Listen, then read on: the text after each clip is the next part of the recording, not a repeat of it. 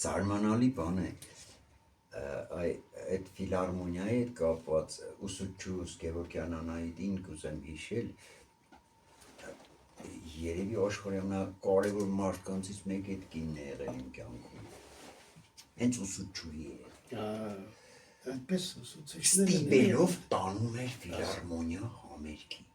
դասական երաժշտություն լսելու, առաջի 4-5 անգամը ստիպելով գնացինք բան, հետո մենք էինք կռիվ տալու, Գևորգյան, տոշպեր,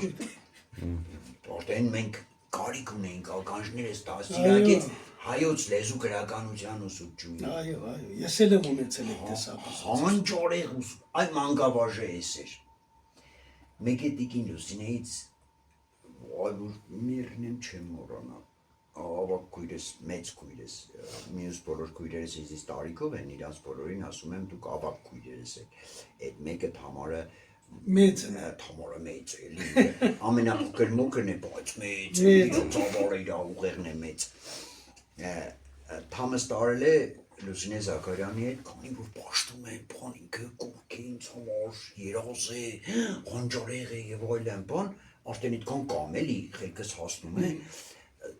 ծանոթանանք ու տարել է իրանց տուն, Խորեն Պալյանը սուրճ է եփում Թամարի, տիկին Լուսինեի համար, բան, էլ է, Թամարն ու տիկին Լուսինեն զրուցում են, ընկերուհիներ են իրար հետ, Թամարը ավելի տարիքով փոքր, ու ես մի հատ հարց ունեմ,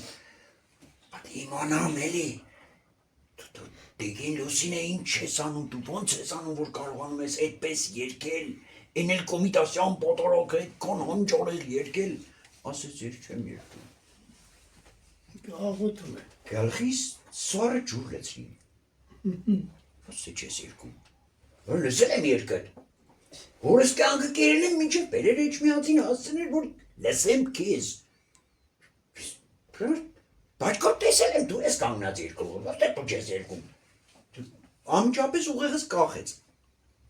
ասեց տղես, եթե ուզում ես դերասան դառնալ, մի օր կարող է վոկալիստի դասավանդես, իրենց բացատրի, որ երգել չի կարելի պատարագը աղոթել է պետք